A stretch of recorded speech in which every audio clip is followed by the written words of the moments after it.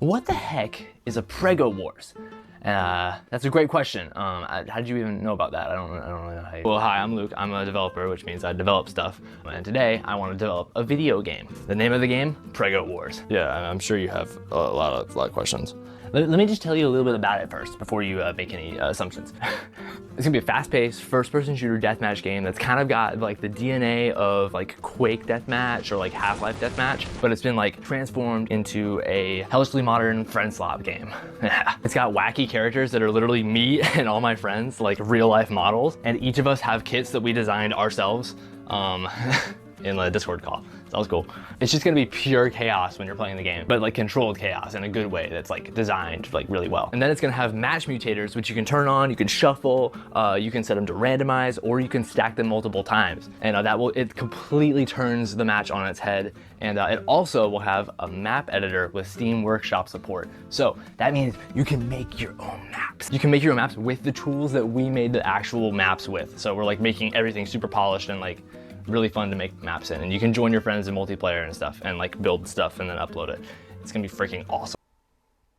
You're probably thinking, Luke, that sounds like a lot of work. Yep, I just quit my job. I have 9 months of savings left, and I only have one shot to make this thing happen. I'm not a businessman. I'm not trying to make buckets of money. I just want to make like a really fun game, like for people to play and continue playing. And that's a hard goal, I'm not gonna lie. This video is the first video in the series where I share a bunch of stuff about how I'm making the game, and also share some like actually technical stuff about the decisions that I'm making and all that stuff. So it's gonna be kind of a combination of like fun and technical, and it's gonna be a good time all around. So I'm just gonna say it now, but if you like this content, please drop a like, drop a wish list on Steam, because that helps so much more than you know. Like, I cannot quantify how helpful that is, and it's free.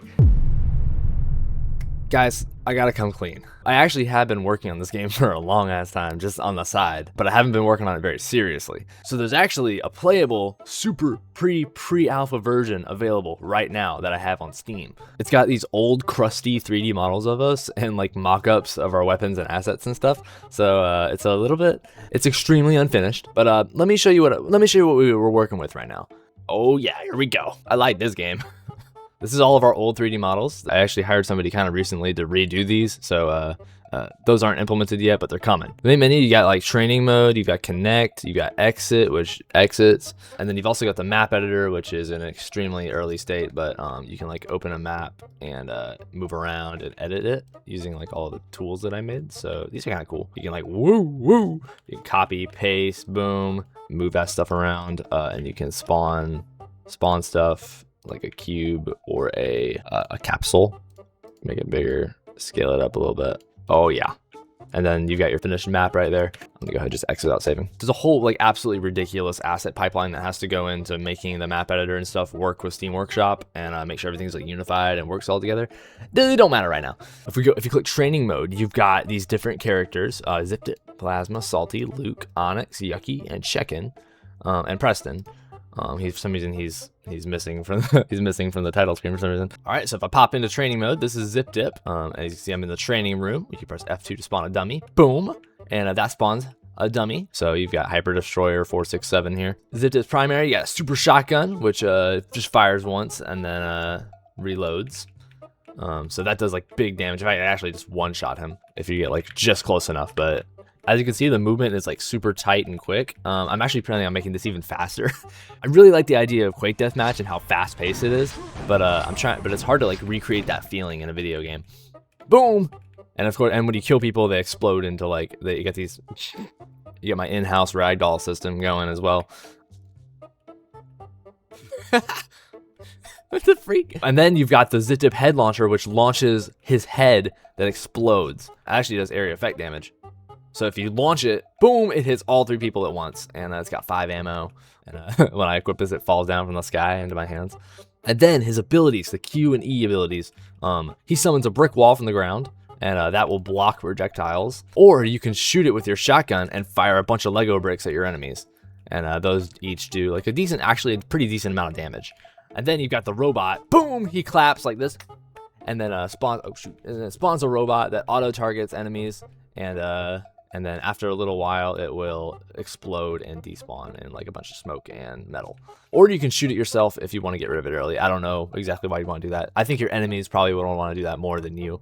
In the top right, we've got the point counter, and if I use this debug command, if I do add points, oh yeah, this is cool. Like if you slash it, you can see all the commands. I'm gonna do add points. Let's add like 5 points. Boom, and it sets on the leader of the match and a whole bunch of other stuff. This is mostly just here for testing at the moment, but in the normal game mode, this would be how many frags you have. But depending on the mutators you have, it could be completely different. And I could just go ahead and like add points, boom, boom, boom, boom. I could add like 100 points if I wanted. That's really cool. It's got like this cool animation that like slows down over time, kind of like a counter. Let's try another character. I'm gonna try Salty next. Salty has a thing of brass knuckles that you can swing, and when you're close to somebody, the brass knuckles does a combo, and eventually the final hit does like a super high damage one. So you can see we got 15, then we got 75. Then you've also got the comically large spoon, which you can swing, does area damage to multiple people at once, but it does a little bit less. Wow. Sometimes I amaze myself with how good I am at programming. Then, if your enemy's far away, you can use the Brownie Poundy ability. I didn't name it, he did. He flies through the air like this and smashes the ground with damage. And you do more damage depending on how fast you're going downwards. So if I'm like all the way up here, yoink, boom, just killed Patrick. Then, if you want a buff, you can eat your ice cream, and this will give you a random buff. So in this case, it just overhealed me to 188 health.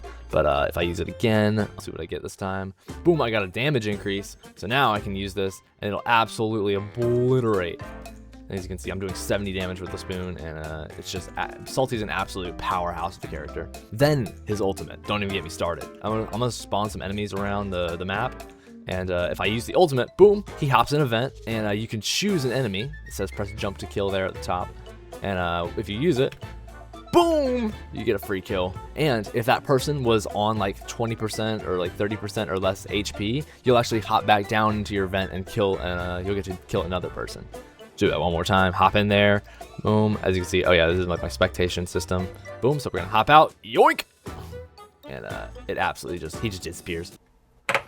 All right, so clearly a lot of work needs to be done, like an unbelievable amount of work. One of the reasons I'm actually making this game is so that I can upgrade my computer, because like it's really hard developing on a computer that only has like a little bit of RAM, but it's really expensive nowadays. So it's nice to have a playable version of the game that's like in my head so that I can kind of see it and iterate on it, but a lot of that's not gonna make it into the final game, so I would consider it almost wasted work. That's why I feel like prototyping is a double-edged sword sometimes. That costs you time, which time is money if you've ever heard of that term before.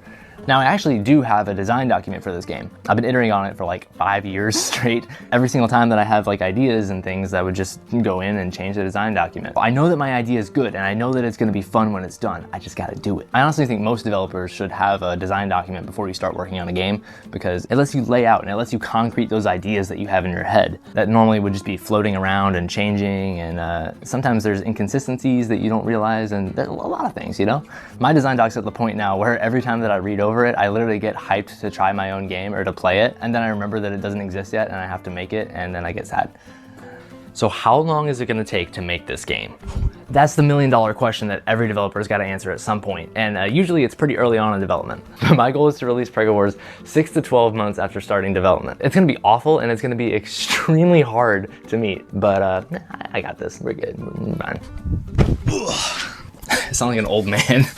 So there's gonna be 2 phases of Prego Wars development. Phase number 1 is gonna be Prego Wars Beta, where we do the beta testing. The goal of the first 6 months is to make an MVP, or a minimum viable product. It's basically just the game, but just barely done. There's not gonna be any polish put on the user interface, there's not gonna be anything. The mutators are gonna be barely finished, if any. The map editor is just gonna work enough that we can get some content started being made. But it's gonna be good enough that people can start playtesting it and tell us what's good, what's bad, what's fun, what's not, and all those other things.